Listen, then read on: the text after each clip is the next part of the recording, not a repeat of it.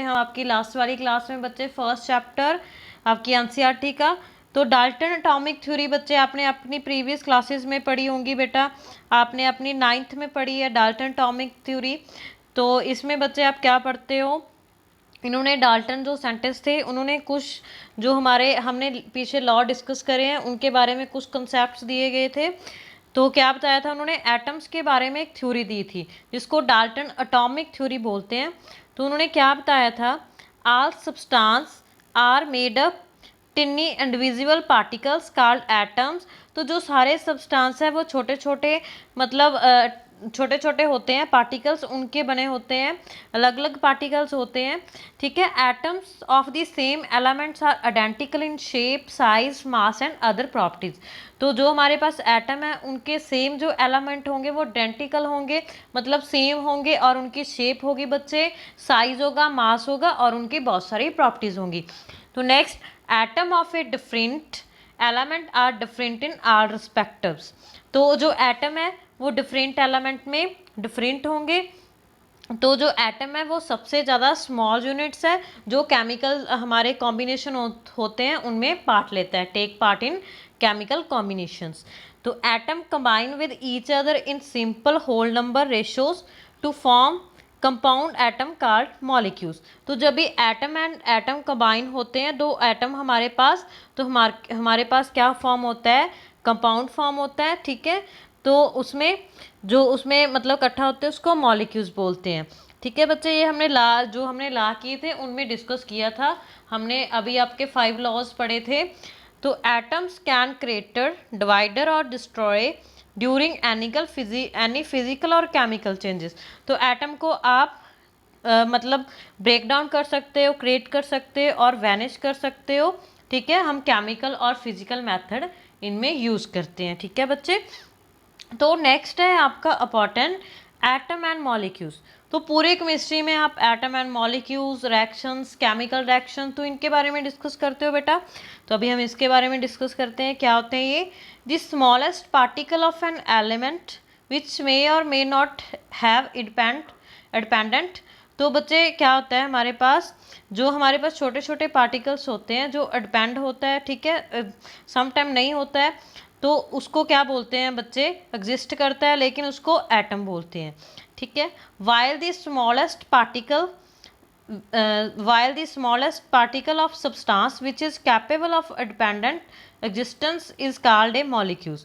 तो बच्चे जो कैपेबल होता है मतलब फ्रीली एग्जिस्ट करता है उसको मॉलिक्यूल्स बोलते हैं। जो हमारे मॉलिक्यूल्स होते हैं फर्दर हम उसको कुछ कैटेगरीज में डिवाइड करते हैं। First is homoatomic and heteroatomic. तो होमो बेटे हमने लास्ट आपका पढ़ा था होमोजीनियस मिक्सचर। तो होमो का मीन बच्चे सेम होता है, ठीक है। यहाँ पे तो क्या होगा, यहाँ पे आप क्या डेफिनेशन लिखोगे, molecules are made up of the atoms of same element and heteroatomic molecules are made. तो बच्चे हेट्रोटॉमिक मॉलिक्यूल्स होते हैं वो डिफरेंट एटम से बने होते हैं, ठीक है। उनकी डिफरेंट एटॉमिसिटी होती है, जैसे आपके पास मोनोटॉमिक, डाइटॉमिक, ट्राइटॉमिक, पॉलीटॉमिक, इन सबको आप हेट्रोटॉमिक की कैटेगरी में कंसीडर करते हो। तो next is atomic mass unit.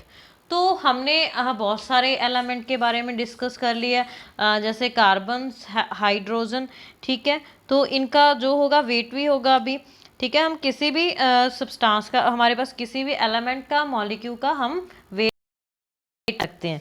तो हमने इसकी क्या डेफिनेशन दी, one atomic mass unit is defined as a mass exactly equal to the 1/12 the mass of one carbon. तो बहुत सारे साइंटिस्ट ने जब भी इनके ऊपर एक्सपेरिमेंट्स किए, ठीक है, तो उन्होंने ये बताया क्योंकि कार्बन हमारा मोस्ट मतलब हमारे नेचर में ऑलमोस्ट लिविंग में मिलता है, लिविंग ऑर्गेनिज्म में, ठीक है, तो बहुत ज़्यादा अबंडेंट है ये। तो इसका क्या होता है, तो इसकी वजह से उन्होंने बताया जो हमारा मास है, किसी भी वन एटॉमिक मास यूनिट को डिफाइन किया उन्होंने as a mass exactly equal to 1/12 the mass of one carbon.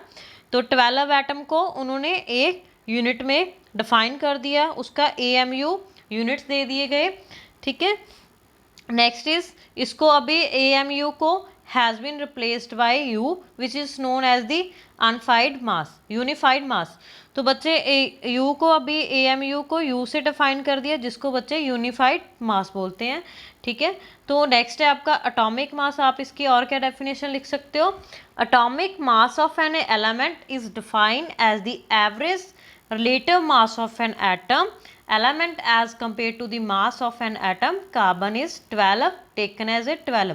तो बच्चे ये एटॉमिक मास को आप मैथमेटिकली ऐसे डिफाइन कर सकते हो, mass of atom by 1/12 mass of carbon atom. ठीक है, आप उसको ऐसे बता सकते हो बेटा। तो नेक्स्ट है आपका ग्राम एटॉमिक मास। तो ये क्या होता है? The quantity of an element whose mass in gram is numerically equal to its atomic mass. तो बच्चे ग्राम एटॉमिक मास में ये डिफाइन किया था, आप मास को ग्राम में लोगे। ठीक है, whose mass in gram is numerical equal to its atomic mass. In simple term atomic mass of an element expressed in the gram is the gram atomic mass और ग्राम एटम। तो बच्चे सिंपली आप ये बोल सकते हो, atomic मास को किसी भी एलिमेंट को हम ग्राम एटॉमिक मास में रिप्रेजेंट करते हैं। जैसे आपके पास एटॉमिक मास ऑफ ऑक्सीजन हमारे पास 16 AMU है, तो आप इसको 16 ग्राम ऑक्सीजन में रिप्रेजेंट करोगे बेटा। Next is molecular mass. तो मॉलिक्यूलर मास क्या होता है? Molecular mass of a substance is defined as the average relative mass of its molecules as compared to the mass of an atom C12 taken as a 12। तो molecule बच्चे हमने discuss किया atomic mass. Atomic का मतलब atom का mean 1 atom हो गया। तो जब ये 2 हमारे पास बहुत सारे एटम इकट्ठा हो जाते हैं, ठीक है, तो हमारे पास बहुत सारे मॉलिक्यूल्स फॉर्म हो जाते हैं, तो हम उसके मास को C12 के इक्वल लेते हैं बच्चे।